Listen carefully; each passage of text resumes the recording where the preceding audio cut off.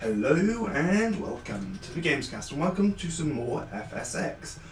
Today we have a really exciting video, or at least for me and Reith, or I'm hoping it will be exciting for Reith. I'm talking about VORs and DMEs. It's the first stage of fully automated autopilot. Now you said to me a DME. Yes. When you talk about a DME is just a type of. Yes. Sort of. VM, whatever you said it was. Sort of. So I actually had to do a little bit of research. Obviously, the viewers don't know what VORs are, neither do I particularly. So we'll talk about that in a minute, but first we're going to do our pre-flight. Yeah. So you'll be surprised, there's no point looking outside the aircraft because it's night time. It's currently, what's the time? Oh, I can't actually see the clock because it's not on. But it's currently about 8:30. Half 8? Half 10. Well, it's the same as real time, so it's almost 9:30 now. Almost 9:30. And we can't really see much outside the plane, so there's no point doing it. We're not going to turn on the plane, but we are going to start the basics of turning on the plane. We're going to turn on the hydraulics and the master, and we're also going to turn on the outside lights, because we need to check that they're lit and they're not lit. Yeah. Okay. So if you want to do that, Reith. Okay, so it's going to start off with this switch here, which turns on cabin lights. Yep. So everything's lit up now, so now I can see what I'm doing. Click the left, then the right master switches. Yeah. So go, left master switch is on, right master switch is on. We don't need to turn on the fuel pump yet, but we will do. Turn all those lights on. Okay, beacon lights on, landing lights on, taxi lights on, nav light on, strobe light on, and you can turn on pilot heat as well. So we're nice and toasty in here. So you'll notice that outside the plane now, you could, just by sitting in the cockpit, you can actually see that we have some cool reflections. Set all that. All these beautiful lighting textures actually provided by Rex yeah, they're all provided by Reith. They look really cool. I can see we're messing around with strobes. Is it just me, or is that the landing light that I can see out the window? Yes. Is it only coming on? Does it only come off one wing? Does it only shine off one wing? Yes. Because I can only see like the side closest to me. It is. Really. The reason being is because it's on the left-hand side, which is of course a captain's seat, or the pilot in this case, because you don't really have a captain. It's in the pilot seat, and it's easier to land because if it was on the other side, you would tend to miss a runway. You'd either go too far left or too far right. It's very spatially awareness. It's very distorting. Just got to remember that it's not actually in the centre of my screen, and that when I do come to land, But when you do come to land, you'll find it much easier rather than if it is in the centre. But we also use it. I also use it a lot for takeoff as well. Yeah. Because I find it easier. You can turn it on or off. It is sort of your choice. I always turn it on for takeoff as well. Yeah. For Boeings and stuff, for big commercial jets, they actually have it underneath the plane on the wheel. Underneath the plane, and it is in the centre. Because this plane is so much shorter or smaller even, that's what we do. So we're just going to check. So if you want, I am going to hit the flaps button.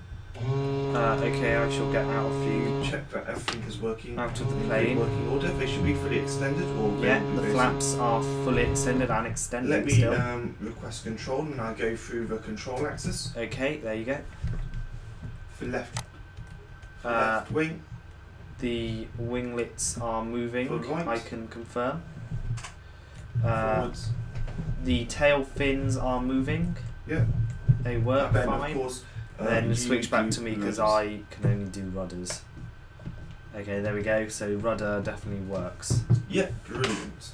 Okay, back into the pilot seat. Now, without going any further, I'm going to talk to you about our flight plan, because we are actually going to be using a flight plan, and you pretty much have to use a flight plan when using a VOR.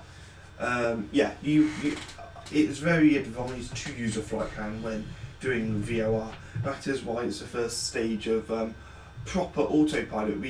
Last time we tested your geographical knowledge and your sort of ability to be able to time correctly to get back to the airport. I did do some after that, and so you did do some practice. Some more accurate ones, and it was accurate on the time, but obviously because of the winds, the plane moves faster in one direction than the other, Precisely. so it's not exactly precise. So I think I had a coastal wind, so I was a lot closer to the runway than I was expecting in that time, but I was definitely a lot closer than I was when we flew.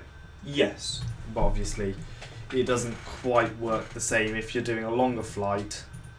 The timing method, the further you go, the more the winds are going to change you, that are unpredictable, and you can't really and therefore you could end up miles off and unable to see where the airport is and not knowing. Yeah, you know, last time I said hopefully the flight would be about 45 to 50 nautical miles. It's actually 51 nautical miles. I'm not just going to tell you the information, I'm going to show you as well. So obviously I'll edit this into the PDF. video. I have a PDF that should be on the screen in the magics of editing. And you can see there's 2 pages. Now the first page is airport information. Now we don't actually need to talk to ATIS for this because it's actually on our flight plan, but it's always good to tune into ATIS anyway, so we will do that. Of course, that is 125.3 I think. Should I do that in a minute? Yeah, you can do that in a minute. Yeah. So you'll notice we're going from Shoreham to Shoreham. Now you may think, well, that's quite strange. How did I do that? How did I put Shoreham to Shoreham? Yeah. Okay. So you can see the aircraft is Cessna Skyhawk 172 SP. Yeah. I'm not sure what the SP stands for. I always thought it stands for single player, but it definitely doesn't. Small plane. No, it's not that. It's definitely not that. It's something like sometimes you see on commercial jets they have -W or -WL. That means winglets. So SP, I assume, stands for something similar to that. You can see our distance is going to be 51 nautical miles. Yeah. You can see our flight level is 80. That's not 80 feet back or 80 meters. That's 8,000 feet. Yeah. Can I just say one thing?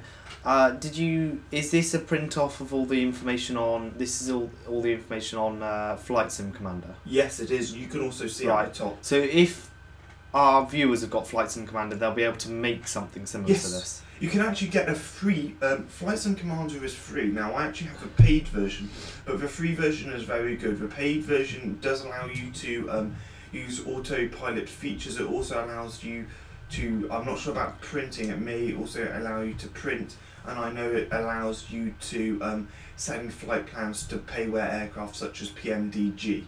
And save in certain formats. I don't know what any of that means, but if that's useful to our viewers. But yeah, so some of you, good for you.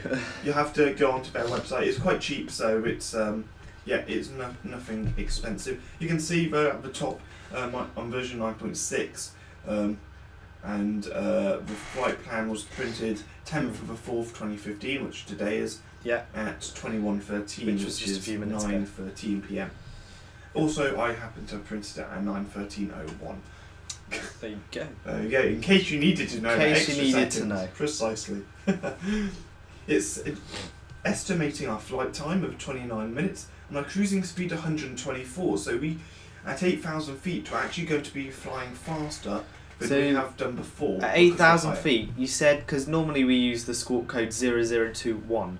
And that means under 5,000 feet. I think, actually... Did you say our squawk code needs to be 0022 for over 5,000 feet? Yes. You're just going to check that? Not be. You're just going to check that? Yes, so... Okay. Okay, we just checked that little bit of information, and the squawk code is going to be 0022, which means flying over, intending to fly over 5,000 feet. We also had a little bit of a problem because our engine ran out. Our battery went flat because we had all the lights on without having the engine on. So we've moved it to ramp 17 and we've turned the engine on. We've got someone's big BMW M5 500 horsepower V8 engine. We've used the spark plug thingies. Yes, we've sparked the engine. Also, the sparking of the engine seems to have changed the livery of the plane. I mean, I don't know how that happened. It certainly wasn't anything to do with the reset of the server or anything. Bob, both Bill to and make Bob. the plane suddenly appear with a brand new charged battery. That wasn't Both what Bill happened. and Bob decided to use their painting skills and their levering techniques to put the airplane right. Yes, Fantastic. that's what happened. So basically we respawned. Okay, well, Yeah. you don't need to know that. So, like I was saying, Reith, our flight time is 29 minutes and our cruise speed is 124 knots. Yes. Because we're flying higher, again I will mention this in another video and I go into more detail, but because we're flying higher, our airspeed is faster. You may know this from science or whatever anyway. Right, okay, what is that because of the curvature of the Earth and stuff? Yes, it is. Don't you mean our ground speed, not our Our airspeed? ground speed and our true airspeed. Our indicated airspeed is what the airplane tells us we're doing. Our true airspeed is our true airspeed. Or we're actually It's what we're going through the air, and it's all to do with wind. So if you have 100 knot wind coming towards you and you're flying at 150 knots, you're flying at 50 knots. Right, okay. Because the 100 knots is pushing you back, you're flying at 50 knots. However, you are still flying at 150 knots, if that makes sense. Okay, fine. Yeah? Okay, so the next bit is telling us where we're departing from, which is showing, it tells us our position on the globe and the 80s, so we know the weather information. Now it basically copies that twice. Because our arrival happens to be the same as our departure. Yeah, precisely. Okay. Now the route string, that's actually what I literally put into Flight Sim Commander. I put EGKA, the airport, SFD, which is Seaford. Okay. And that's just That's a VOR DME. Okay, which means for our viewers, a VOR DME Yes. is a beacon that sends out radio signals, Yes. and there happens to be a place called, what did you say, Seaford? Yes. So we're going to fly to that. We're going to set the plane to fly to that once we take off. Is that correct? Yes. We're also then going to May, which is Mayfield. And so there's another VOR DME at somewhere called Mayfield, so we're also going to fly to that. We're going to land at EGKA. Now, And some we're of gonna land you back more experienced viewers Yeah. will say, hang on a minute, what do you mean a DME? There's no such thing as a VOR DME. What is a And VOR? technically you're right. Okay. DME is actually the Distance Management System. No, Distance Management Equipment. Now what it means is that it actually tells you how fast you're going and how far you've got to go. You'll notice underneath the ADF radio it says nautical miles and knots. Underneath the radio. Well, just above the transponder, which we will actually set now. Nautical miles and knots. So if you set the transponder, that is our DME. Right, so setting transponder 0022. That's our DME, our Distance Management Equipment. Okay. Some VOR pods have it, some don't. Shoreham doesn't have one. Well, I tell you how we will overcome that when we get to that waypoint. Yeah, I have to say I don't know what any of this means, so you're going to have to explain all of that. So, in a bit. general flight information is, well, it's general flight information. So it's telling us we are going to climb 5,000 feet per minute at 110 knots. It will require 16 minutes and 31 nautical miles after takeoff. Okay? Right, okay. So it's telling us that it's going to take us 15 minutes to climb to 8,000 feet, and it should take us, and it is 31 nautical miles away. Okay? Okay, I'm just wondering, how is it measuring that climb? How does it know what we're going to be climbing at? Because I've put in my aircraft model into Flight Sim Commander. I will show you how to use that in more Right, it's just, detail. I don't think I can fly that accurately myself, personally. That's fine. Unless the computer's flying it. No, that's fine. It's telling us about the cruise. Our cruise is 124 knots and doesn't know how long we're going to be in a cruise for. But it is, but we are going to be descending pretty much as soon as we reach our top of the descent. The top. Okay. Hang on, we're going to be descending as soon as we reach the top of the Pretty descent. much, yes. What does that mean? Our top of climb, basically. Top of so climb, as soon not as top we of get to the top, descent. we come back down again. Alright, so our top of Just climb and top of descent is going to be the same. Yeah, precisely. And Right, it's okay. telling us we're going to do 500 feet per minute at 105 knots, and it will take us 20 nautical miles, okay? Okay. You'll notice that 20 plus 31 is 51. That's our distance. Yeah? Hang on, what? Where are we looking here? So you'll notice it says 16 minutes and 31 nautical miles, yes? Yes. And it says beginning, it will take us beginning at 20 nautical knots, yes? Nautical miles, sorry, yes? Where are we looking? Descent to final fix. Yeah. So if you add 20 and 31, it makes 51. That's our whole distance, isn't it? Okay, right. Yeah. Now, it's telling us the next bit is fuel, how much fuel we're going to use. Now, we can put our fuel and payload in, or we can not. That's your choice. And remember, we're just on a full tank. So it's telling us that... So it'd be more efficient if we dumped some of this fuel, but... Yes, it would be. But so it doesn't really we're going to... So it's telling us to use 51 gallons. Yeah. No, pounds, sorry. Yeah, 51 yes, pounds. LBS is in pounds. LBS, Yeah. of course. We don't have an alternate airport because of what we're doing. An alternate airport is normally caused by weather conditions, or weather conditions pretty much. Or if you can't, weather conditions. Oh, so if there was bad weather conditions at this airport, I remember on the first video we did, we can only land at this airport if we can see 500 metres ahead of us. If there was bad weather condition, we couldn't land because we can't see 500 metres ahead of us. Yes, precisely. You'd have to go to an alternate airport. Yeah, exactly. That's what that's for. Next, it actually comes with some really, really useful frequencies. It has ATIS, Multicom, Tower, and our approach. What's Multicom, Tower, and approach? Well, they're actually all the same thing.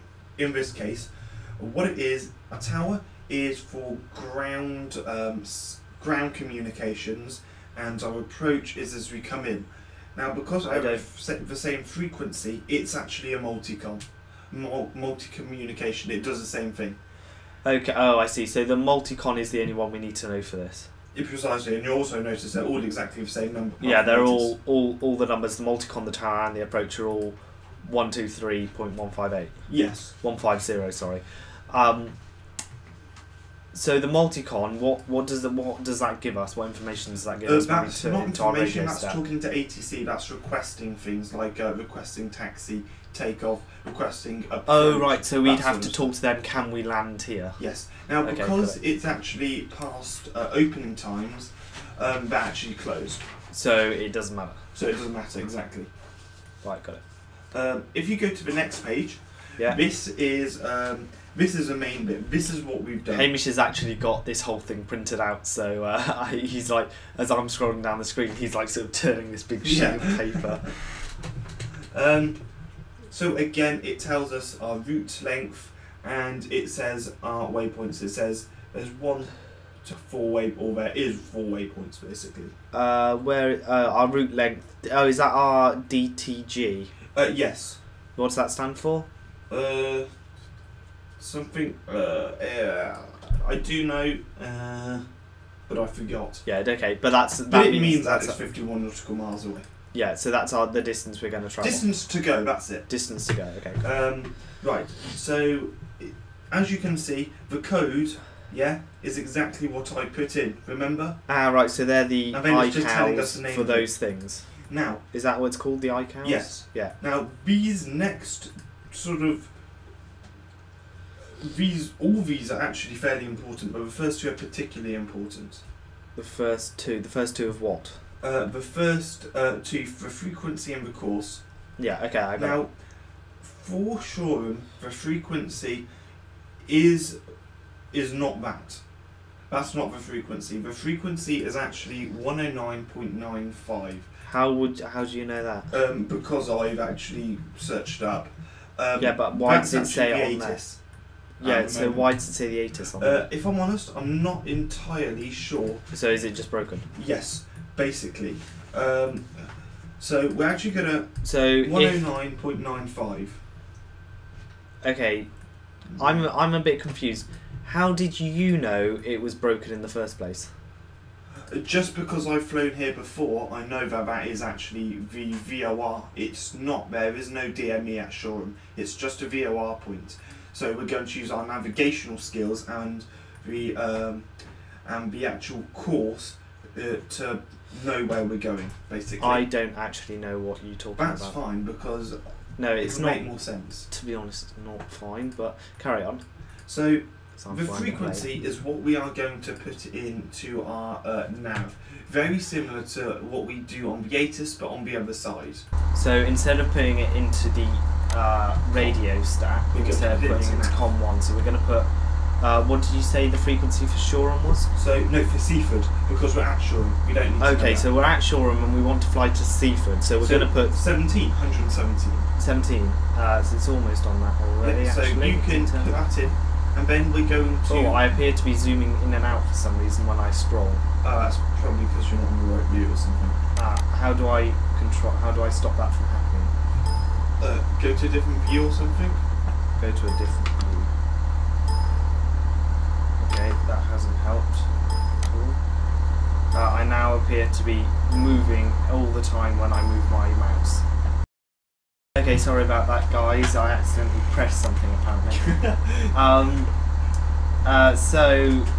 So we set that to 117. Yeah. And I want you to move that from standby to active. So click the arrow button. Active. So now it's 117. Now we're going to put 117.9 in, because that's our next waypoint. So then when we get to that, we just simply press that button. So we've already got it in. 117. If we had more VOR points, we'd be using nav2.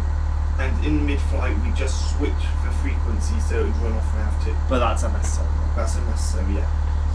Okay, so we can click that to active when... So you can click the standby button to switch the...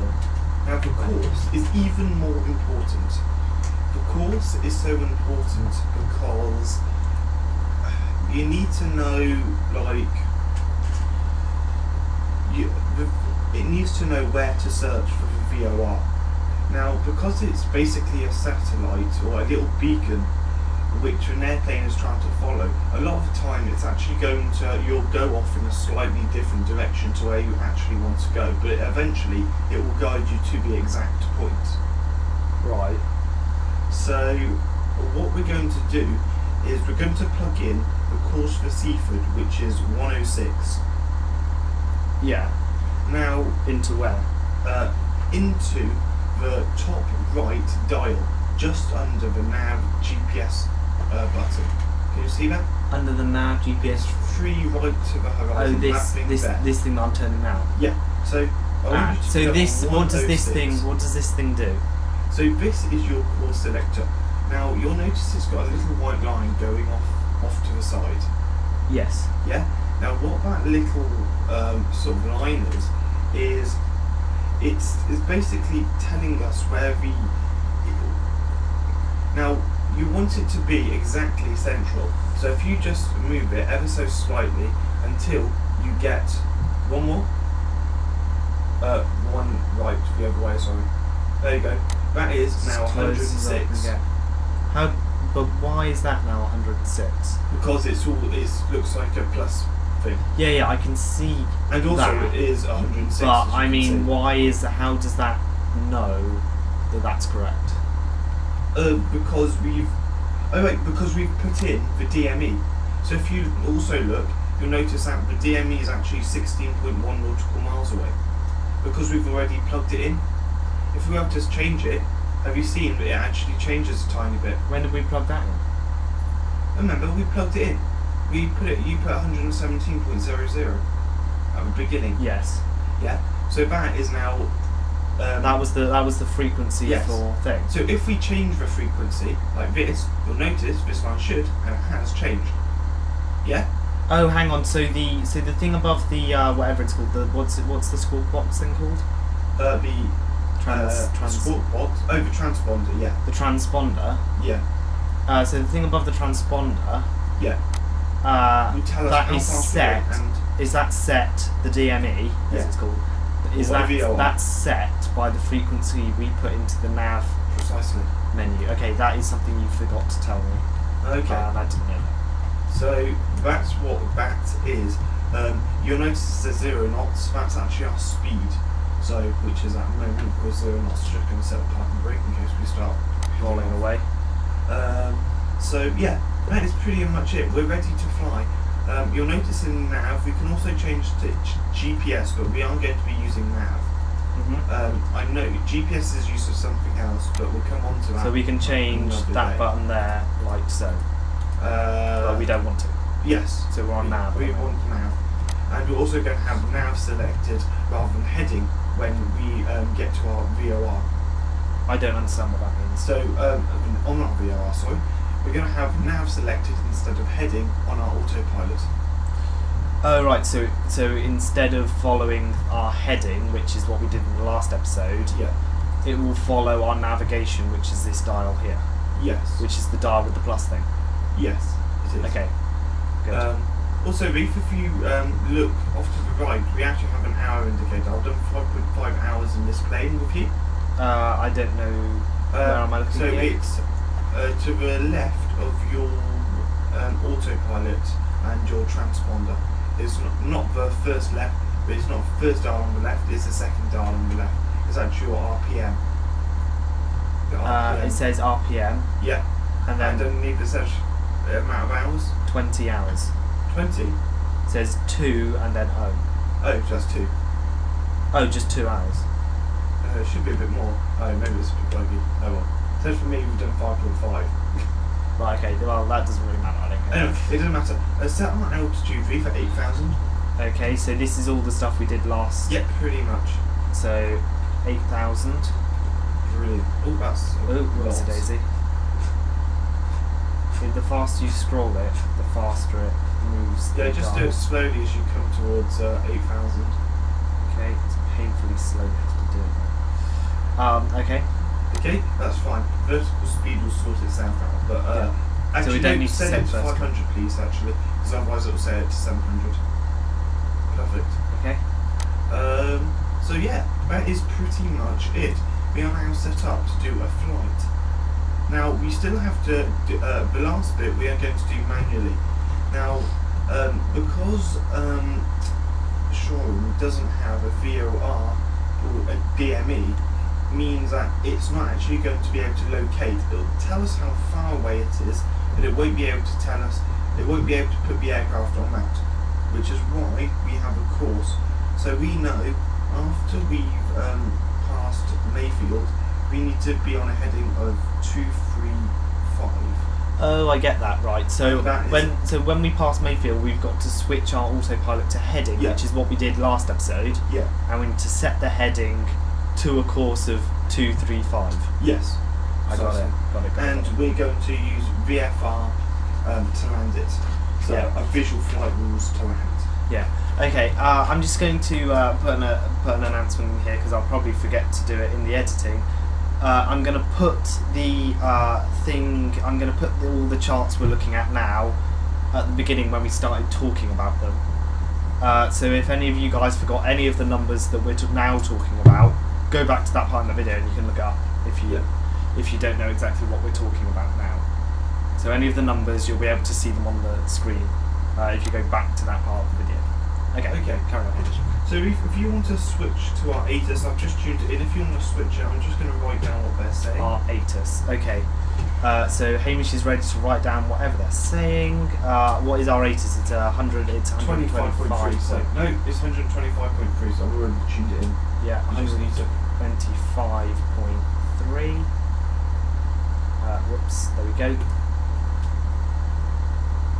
Shoreham, airport information, Bravo, 2054 Zulu, wind calm, visibility greater than 20 miles, sky condition clear, temperature 152.12, altimeter 299.1, visual, runway 20 and visual, runway 20 left in use, landing and departing runway 20, keep runway 20 left, VFR aircraft say direction of flight, all aircraft read back hold short instructions. Advise controller on initial contact, you have Bravo.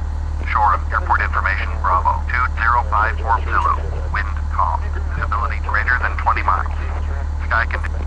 Okay, there you go. So, 20 miles visibility. Did it say we have to take off from runway 20?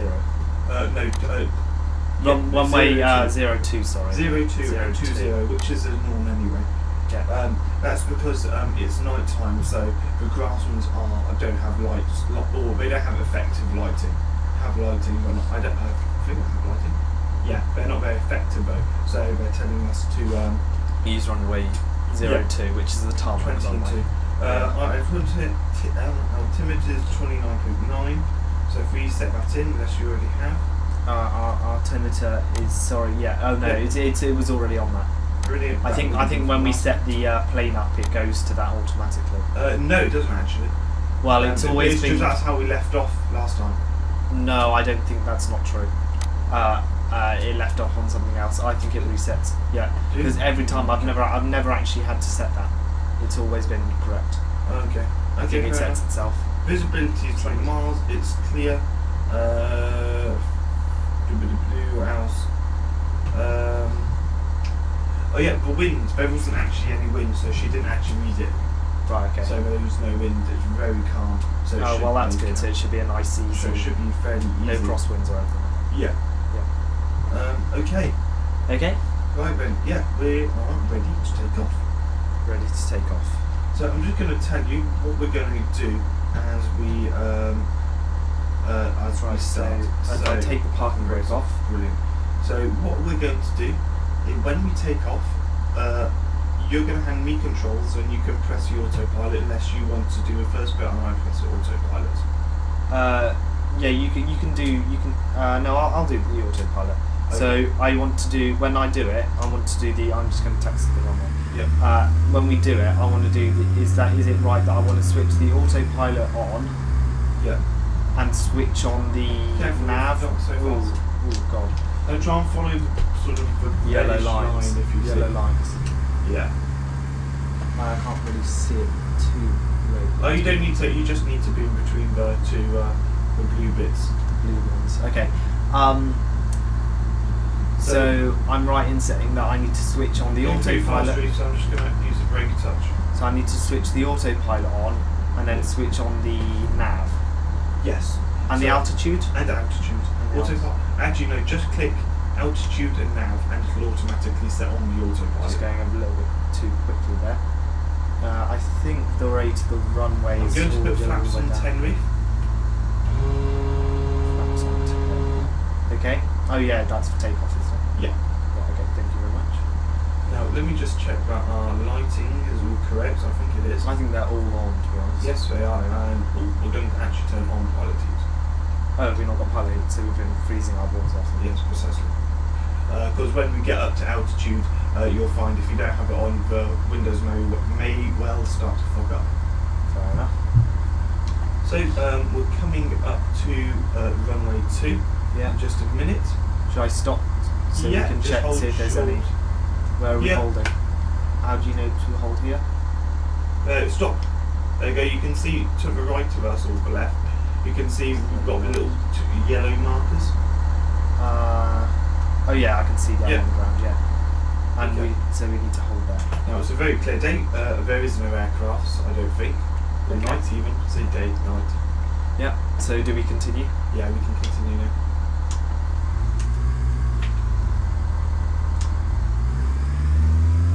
There we go. Okay, so we're just going to pull onto the runway. I'm not really too sure where the centre of the runway is, to be honest. It's a pretty good taxi so far, baby. Yeah, considering I can't actually see where I'm going. Yeah, it's okay. Doing too badly. Okay, so remember, about 40% stabilised and slowly move up to 100 with full power. I'll call out when we're going 50 knots and I'll tell you when to rotate. I'll say rotate, I'll say V1, then I'm going to say rotate, okay? What does V1 mean? I'll tell you when we're in the air and we've got a little bit more time. Okay. 50 knots. V1. Rotate. 50 more. Okay, good. Good. We're up. Right, I'm going to press control. And as soon as you're ready. have it. There you go. Okay, so I shall now. You got all the thing. Yeah. So I know we're going to turn right. So I'm just going to start to turn us right. So if you press altitude and nav. Altitude and nav. There we go. Autopilot engaged. So now you are not in control. Oh, crumbs. Whoops. So now what I want you to do now. Turn off autopilot. No, I want you to turn on nav 1 on nav the green one. thing. There we go. Ah, right. Okay, got it. So now, that engages. So does that engage the nav then? Yeah. So you can now hear that beep. Yes. You may have heard a beep. It went Oh, I heard that. Yeah. I can hear this now. Yeah. Brilliant. Yeah. Did you hear that? Just Yes. there? Now it'll stop. I hope. Yeah, it's stopped now. So It's already stopped. The beeping stopped. it may carry on through the flight. It may not. Yeah, it's. Oh, I heard it then. So Yeah. V1 means is that it's a point of no return basically. It means that you've covered a certain distance of runway and you've covered I going thought, a certain speed, or it means that you won't be able to stop in time. although you would really be able to. Yes, in that airport you probably would. I used V1 in that instance to sort of warn you that we were about to rotate. Right. Okay. Rotate, of course, means Lift up the aircraft into the sky. Then we say V2 if we're successfully rotated, basically. Okay. So it doesn't, in like commercial jets and stuff, V1 means you've covered so much distance and you're covering and you're It's so fast. If you were to put the engines to reverse thrust and brake, then you wouldn't make you would kill yourself. straight off the runway, yeah. So it's normally about 150. So after that point, knots. there's fuck all you can do apart from take off. Yes, you have V1 is you have to take off. Yeah, or if you feel that, I guess if you've got some sort of problem that I guess a crash at 30,000 feet is worse than crashing into the end of the runway. Yeah, but So- it does literally mean that you can't turn back. You have to attempt to take off, and you will land as quickly as possible. Yeah. So after V1, you just need to take off. Yeah. Okay, fair Because the enough. only reason you would abort the landing is because of an engine failure, let's say, an engine Yeah. fire, something like that. Yeah, fair enough. Now we are actually, I'm looking at Flight Sim Commander as well, but we are actually heading towards our DME. You also know that we're heading towards is because your notified distance is going down. It was 16. It's now 13. Hamish, on the nav thing that I set to 106, Yeah, I'm going to give you control of it. the line is slightly to one side, slightly lopsided. What is? The line on the Yes, that 106. is what that means, because we're not actually heading exactly forward, because it's a magnetic field, basically. We're not actually exactly heading towards it. We are pretty much going in the right direction. So is it going to turn the plane? Yes, because it will of that? turn it gradually and stuff, yeah. Yeah, okay. But no, yeah, okay, fair enough. So this distance is going down here. We just went down Yeah, from 12 to 11.9, now 11.8. So that's our distance what's NM stand for? Nautical miles. That's our nautical miles to Seaford. And when that gets to 0, We are then going to when it set gets to about 1-ish, 1 to 0.5, we say more like 0.5. We're then going to change it. We're also going to change our course to north. So 360. 360. And we know that by looking at our flight. Yeah, so the flight plan, if you guys skip back to that part of the video, it said our course was going to be set for 360, which Yes. happens to be north. Yeah, precisely. And then when we get to Mayfield, we're going to go on a heading of 235. Yeah. And we know that's going to take us to the. Why did it says on the course thing? It says 235. Yeah. 236. Yes. It means it could be Slash one of those 236. two. It could be either or. You could put your VOR in that section. Sometimes you'll get about a 4-degree difference. I tend to go in the centre of that. Okay, right. Again, because it's a magnetic field, it's not ultra accurate. It's roughly accurate. You also notice you've actually changed slightly, so the line's now slightly to the right, so it tried to correct us as moved us slightly to the right. And it's corrected slightly too much. So we're going to carry on like this, and you'll then, but you will also notice that the line then, the closer we get, the more direct we're going to be. Okay, fair enough. Now I'm sure there is a way you can turn off this beep, but I kind of just got used to it, so I don't really hear it happen. Yeah, to be honest, I don't. Yeah, fair You enough. don't really notice it. So our flaps are now up. We are, I think, still climbing. We're now at 4,000 feet. I not really thought about that. No, we're not. No, we're at 3,000 feet, so I apologise. So we are still climbing at the moment. Yeah. Okay, and it says here we're just under 3,000 feet and past 3,000 feet now, climbing at a vertical speed of 500 feet per second per minute. Yeah. So that's good. Also, Reith, by the way, it says 100 knots at the moment on our DME. Distance management equipment is what it is. 101 knots. Yeah, that's Yeah. actually our true airspeed, not our indicated airspeed. If you look at our indicated airspeed, we're slightly below 100. Yeah? Yeah. So that's, of course, the indicated. So is that the speed we're flying through the air minus or plus the speed of the wind? Of the Yes. wind. So we're actually got a headwind at the moment coming towards us. You are correct. Well done. Yeah, because on here it says our indicated airspeed is below 100. We actually got a bit of a side wind. So it's minus the wind, and here it says we're moving towards our destination at 101 kilometers an hour. Yes. Knots, sorry. So therefore, the wind must be coming towards us from the front, the headwind. That's correct. Yeah. So Okay, we've fair actually, in fact, the wind is actually 215 at 24. So I'm just wondering, because we're under 5,000 feet, should we set our squawk box to 0021? No, because our intentions are that we're flying over. So we are below that, but we are climbing. So it doesn't really matter. Yeah, exactly. We're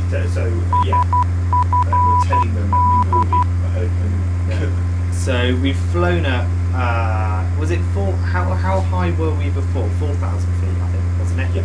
So we're almost going to be higher than we've ever been so far. These videos, and actually for me, forever, I've never flown higher than any minute now. 31 nautical miles. So now let's just do some quick calculations. So what we are going to do, we're going to start descending when we. So it was 60 nautical miles to this waypoint. If you say so.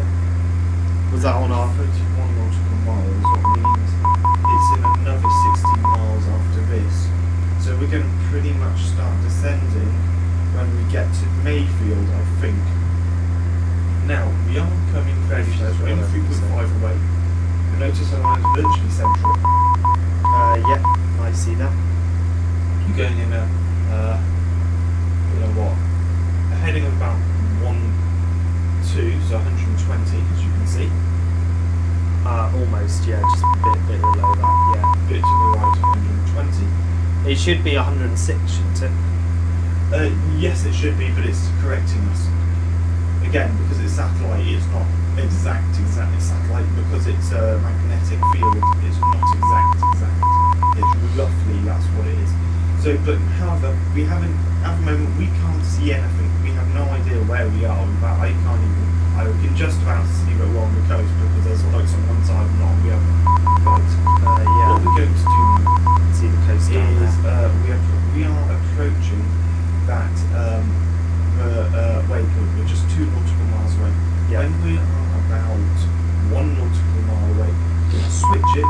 We're also going to put our course indicator To on north. Okay. which is of course 360. So we want to put north to the top, correct? Yes, but we're going to switch our navigation first.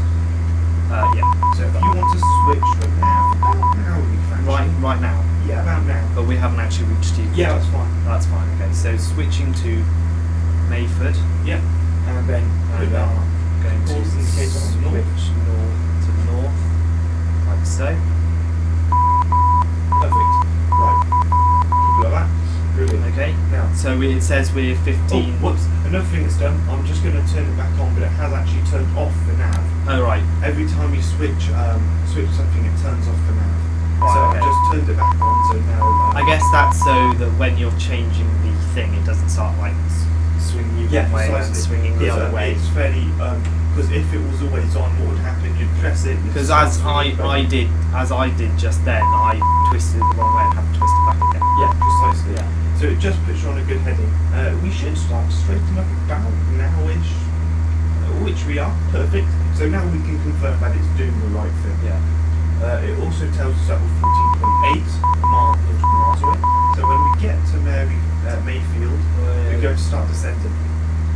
So when we get to Mayfield, we should, if our calculations are correct, hit 8,000 feet.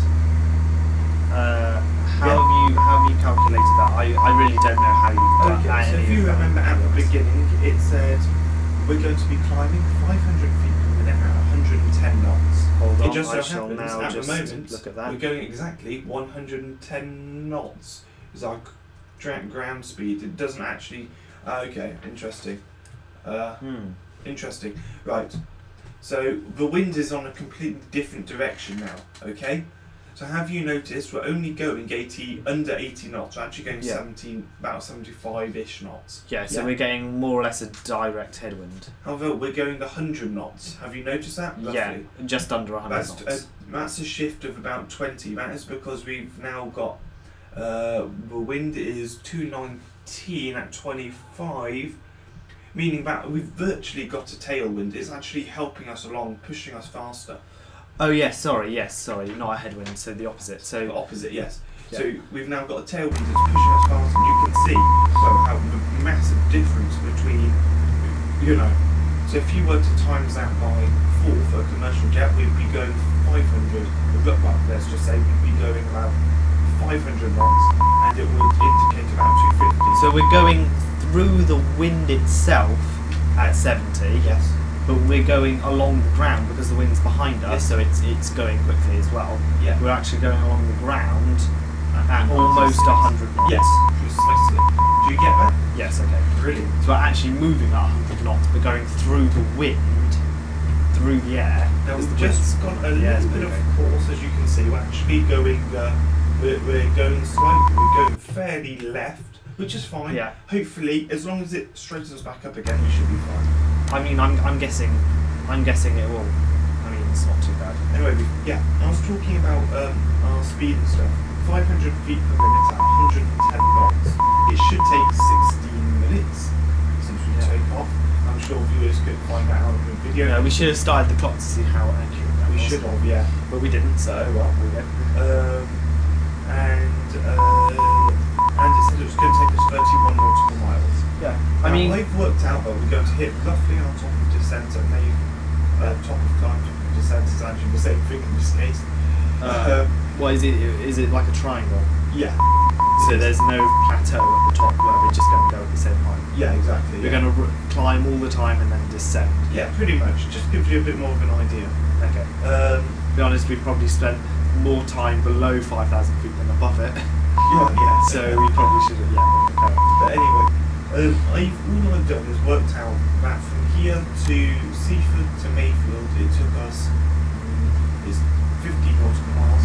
From Shore to Seaford, it was 60 nautical miles. That actually equals 30 nautical miles, but about 31, yeah.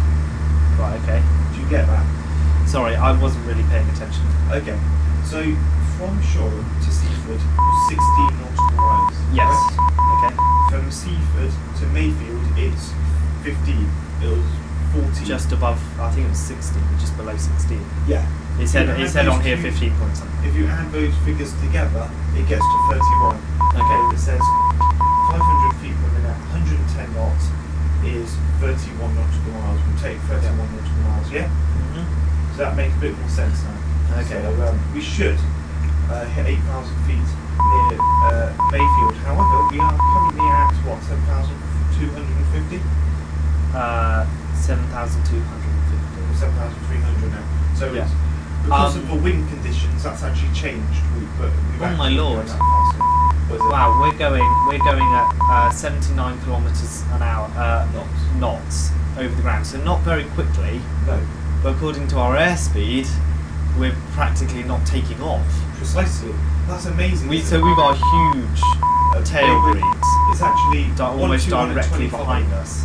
121 at 25. So yeah, it's pretty amazing, really, the kind of the performance difference. But we're still going along very quickly.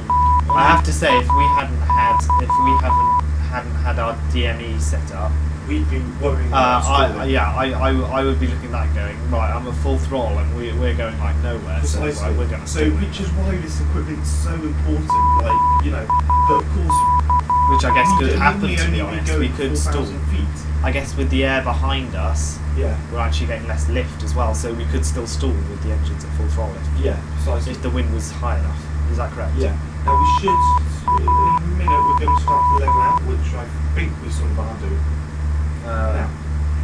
Now, we are starting to slow down our vertical speed. It's at the perfect time. We've got 7 nautical miles to go.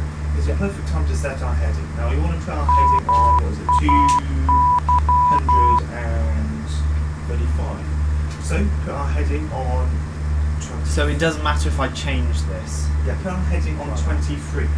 So, our actual heading, not our course indicator. Okay?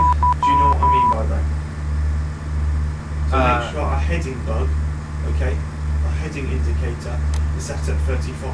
Don't change the course. The course thing is a thing you did.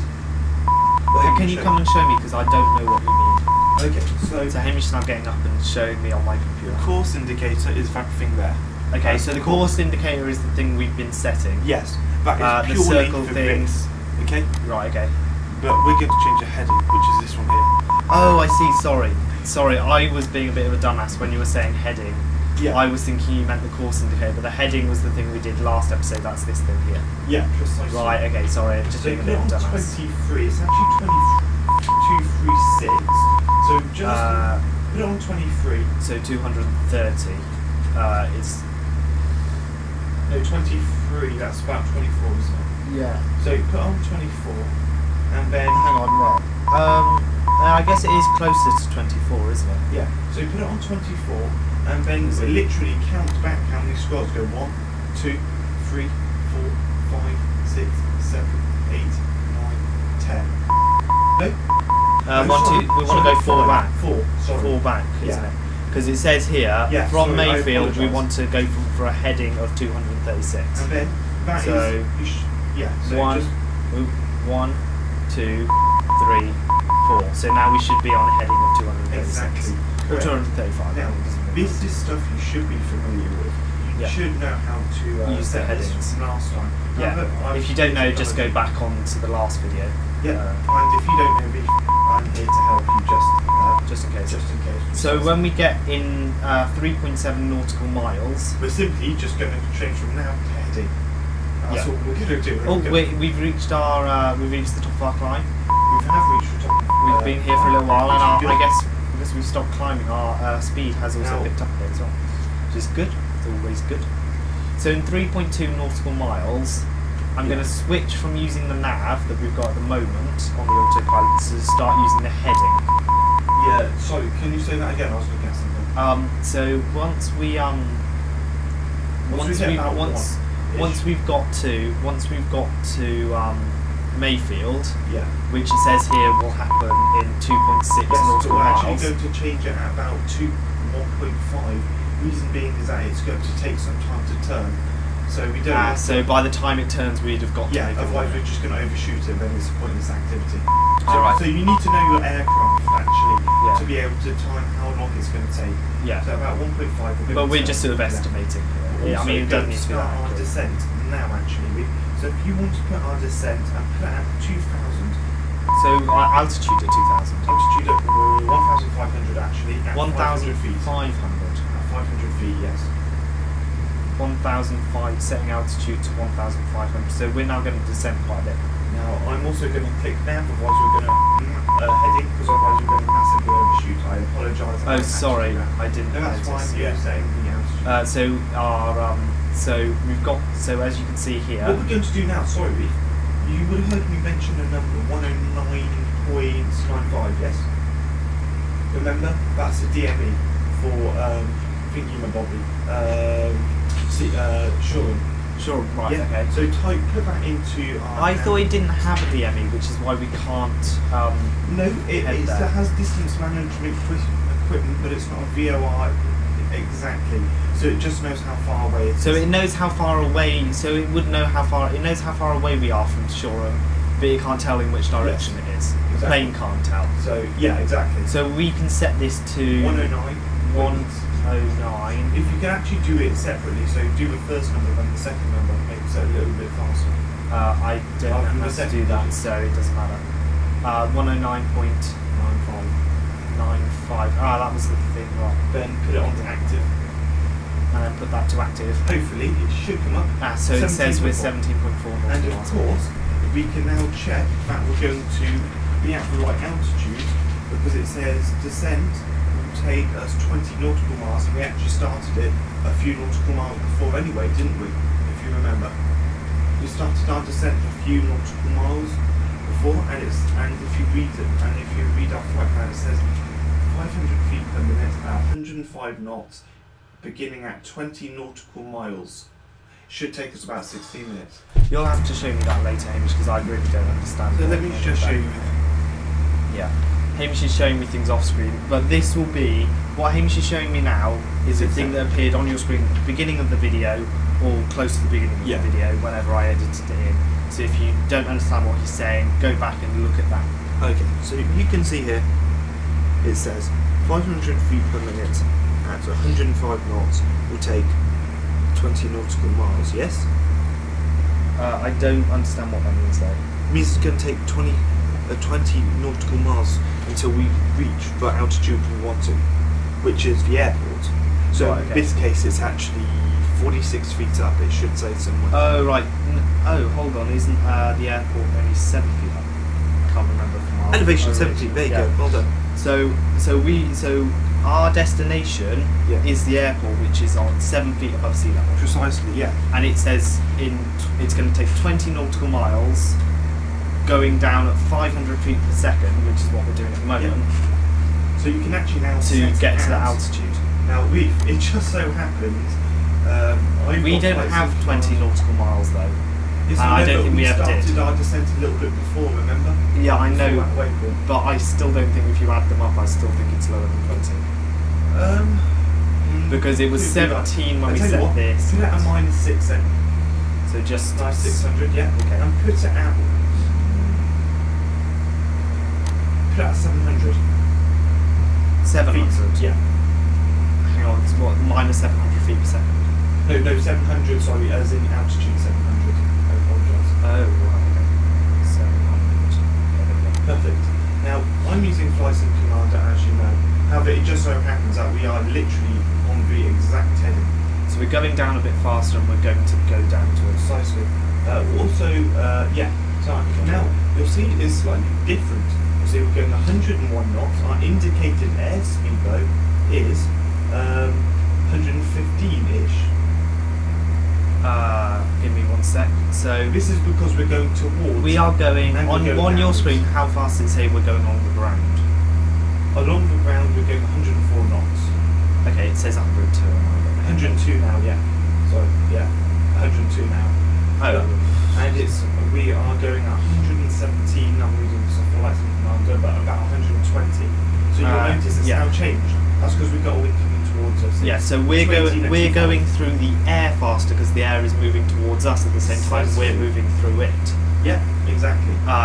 But our ground speed stays the same, whatever. So our ground speed actually is 104 at the moment. Yeah. So our ground speed is the speed we're actually going, and our indicated airspeed is the speed we're moving through the air, which includes the wind and stuff. Now we actually need to go right by about 3 degrees. How would you know this? Right, so I'm just looking at our heading thingy now. The heading indicator, sorry. And it looks a little bit too close to 24. Do you think? Yeah, I've zoomed right in. I think it is. It's almost on 24. So we need to move it like that. Yeah. Okay, is that good enough for you? Yeah, I think that's pretty good. To be,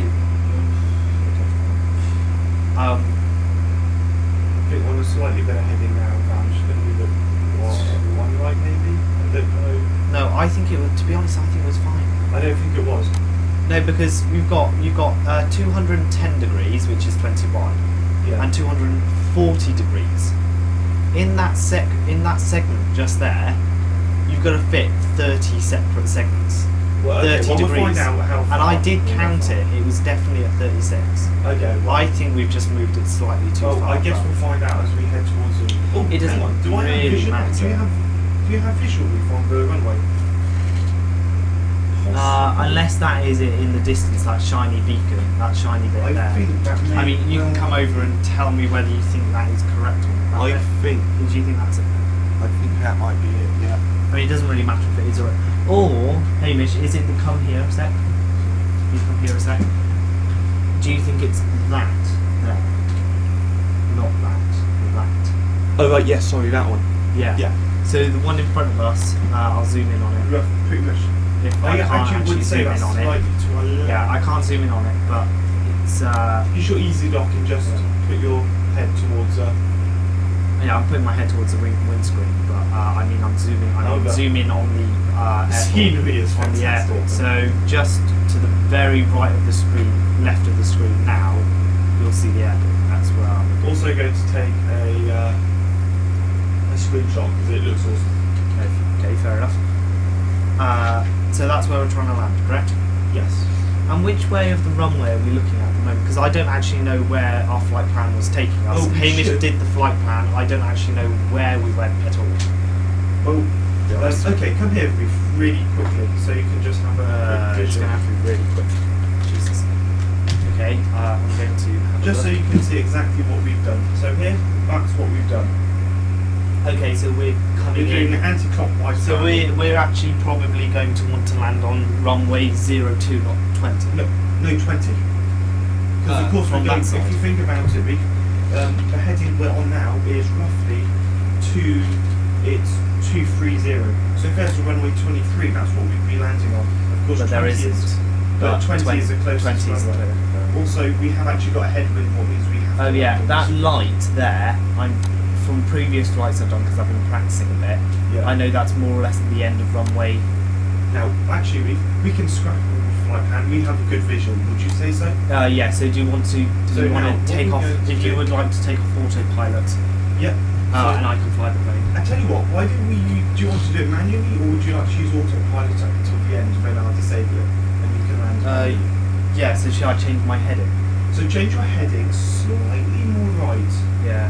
Doing that now. Now we are going to use our our flight techniques to try and put it. Remember, we want to eventually do a heading of 20.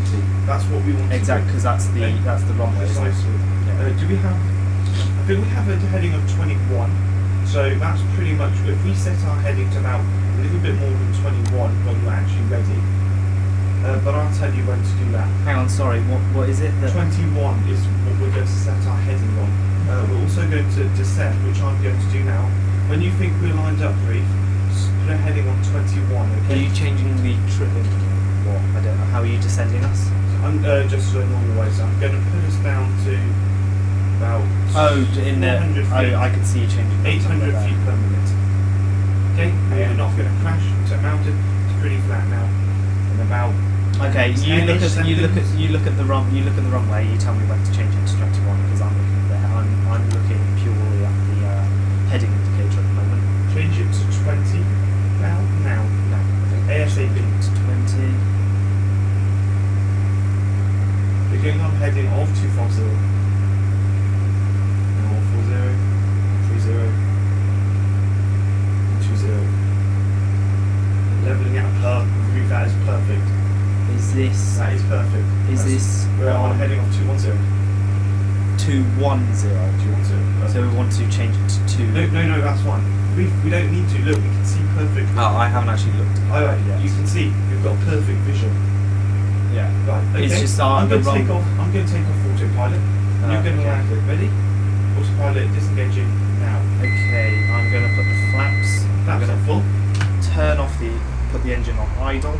I'm just going to use some trim. Flaps on full. Yeah, perfect.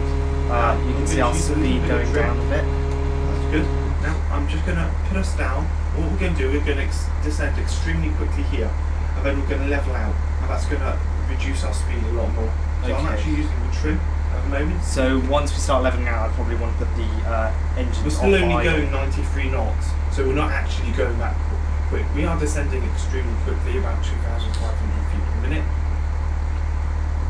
Okay. A little bit faster, we want to try and descend. We want to turn a tiny bit to the left, Reith. Yeah, no, I quite like coming in at an angle so we can actually get... I'll explain in a bit, Now, but I quite like coming in. Is our landing lights on? Let me just check. They should You be. don't do that. You They don't do should anything be. like that. Check that they are. They should They are be. all on. Good. Put the engine off idle so we don't stall when I level it out here. Perfect. Now, a Okay. little bit more power, Reith. A little bit more power. Good. Like I said, much easier to overshoot than Undershoot. you can always go around and rather than crash before we get there. Now we're not perfectly lined up, but I'd say. Yeah, no, I'm purposely coming in at an angle so I can do Okay. this. You can now put our engines onto idle and let it glide in slowly. I'm going to use a little bit of trim. Just Okay. lift up the nose so it's not too. Oh, this is looking good, Reith. Okay, so you see, This is seriously and good. then because we're coming Now, in at an don't angle. use the brakes. Oh, Let go I of the wasn't brake. using. Okay, I need to stop using brakes. Okay. Are we not going? We're going to run off the end of the runway using brakes. Using brakes. Yeah. Using brakes. Using brakes. Let go of brakes. I no, don't want to go brakes. So we need to turn in here. I don't want to go back again. Oh, is it this one? Oh, I thought Yeah, it it was is. further away. No, it isn't. Your spatial awareness is shit, Hamish. That's what you Yes, said last you are. time. I know, I was getting confused. Okay, well that was a successful landing. That's seriously good. I'll explain that angle thing that I was doing earlier a minute ago to you when I came in at the runway at an angle. Right, it's night time. But that's just me. You guys probably shouldn't try and do that. It's definitely not FAA certified, but it just helps me land. It's how I've learned to land. Okay, we're going to put it in a hangar now because it's night. Right, okay, so the hangar, I think that's this turn. Oh no, next it's turn. next turn, isn't it? Yeah, you can see it just behind that red plane to our right. I think we're on Alpha. Or Alpha 3. Is that Alpha 3? Alpha 2? Alpha 3, Alpha 3, yeah, that says A3. Not this turning. This This turning one here, yeah. Slow down a little bit, Reith, going a touch too fast. Don't worry, I've got the brakes. I've got the Perfect. brakes on standby for too fast turnings. But I don't just want to do that. I just did, which is stop. I have to start moving again. Just, okay, touch too fast. Just tap the brakes once and again. Okay, I got it. Ooh, Perfect. sugar. That I probably clicked the It doesn't matter. thing. It It's doesn't only a matter. visual object. It's amazing how cool it is when it's light, isn't it? Okay. Okay, so let's go turn the- through the turning off Procedure again. Obviously, we've done this in previous videos, so this Yeah, should be however, very it's going to be familiar. slightly different though because No. it's for night time, isn't it? It's the night time. So what's So, the turn? well, you just procedure got gonna more things to turn off. be? Oh, okay, I see what you mean. So yes. fuel out, remember So first. fuel out. So the engine should turn off. There you go. Okay. So no fuel to the engine. Engine has now turned off. Yeah. Let's turn off hydraulics. Turn off everything else, the instruments and such. Turn the key off. Yeah. Okay, beacon lights off, landing lights off, taxi lights off, nav light off, strobe light off, pilot heating switched off, although it probably And isn't of working course with the the engine on there. other cabin lights, radio lights, panel lights. Off. There you It's go. totally dark Perfect. now. So now, I'm just going to put the flaps and fat edge and keep them on 30 actually. Okay, that's a pretty good job. So let's just go out the plane. Oh, Oh, it's slightly dark for some reason. yeah, so I'm going to get back in the plane to keep up illusions. Yeah, Okay, so that's good. that was really good. So there we go. If that was your introduction to A, nighttime flying, and B, VOR flying. So we couldn't actually, we couldn't really see the airport anywhere. Apart from that last stretch where we went into manual Yet flight. we used even less visual points than we did when we were doing Yeah. our In heavy fact, I flying. think I spent most of the time just looking at the instrument. I hardly looked out. I looked out the window a couple of times when we looked at the coast and stuff, but other than that, I'd never even looked out the window. Last time we had to sort of correct ourselves and do a quick kind of go around, I guess you'd call it. Yeah, exactly. Around the airport. So we're using less visual points than last but time. it's more accurate because precisely we definitely know where our points are. That was an introduction so to we flight don't have to plan. estimate or guess it during using times and stuff. Yeah, that was an introduction to flight plan. When we start to fly Boeings and stuff, the flight plan will look very different. The flight plan will be in a very different layout. But when we use a Boeing, it will. There are extra other waypoints which are satellite waypoints, not VOR beacons. So that will be quite fun. Okay. It just means a satellite point is a precise point where the aircraft will directly go to, rather than using any magnetic fields. Because it's a much more complex aircraft, it can do that. Right. Okay. So it doesn't. It uses. To be honest, with you, I suspect it's not actually using magnetic fields. It's using radio waves. Yeah, I was saying like that. Yeah. You've been calling them magnetic fields. Oh yeah, no, but I'm just calling that, generally you only get those at the waves, north and south poles at the moment because they're quite strong. Yes. Weak comparatively, but.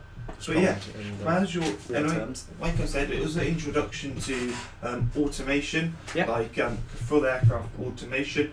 We didn't have to switch that many switches and stuff. I think we probably only switched about 10 things maybe in that whole flight, rather than doing lots of heading changes and that sort of stuff. A lot of the numbers will be very confusing to you guys, simply because you don't have the sheet open. Yes. Like me and Hamish do, but if you didn't understand any of what we were saying, just pause the video, go back to where I edit in the sheets that me and Hamish have been looking at all the flight, and you'll be able to see what we were seeing as we're talking about them. So if you don't know what we mean when you say from Mayfield put our heading to, what was it? We set it to 235. Yeah. If you don't know where we got that from, that was the second sheet that we were looking at, and you'll see that in the video. So yeah, precisely. So yeah. It was a pretty successful flight, I'd say. Pretty good for first time using like autopilot and such. Yeah, the reason I did the angle thing, Hamish, was because as I fly in, instead of trying to keep it straight the entire time, yeah, I just have it on a slight angle, and then all I have to worry about is forwards and backwards.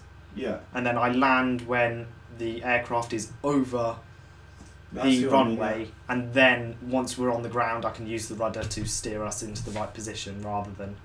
I just got to make sure the angle isn't too much, so we run off the other side of the runway, which I think is what happened last time we did a landing. But, possibly, yeah. Yeah. But anyway, thanks for watching, guys. Thank you, guys. We shall see you next time.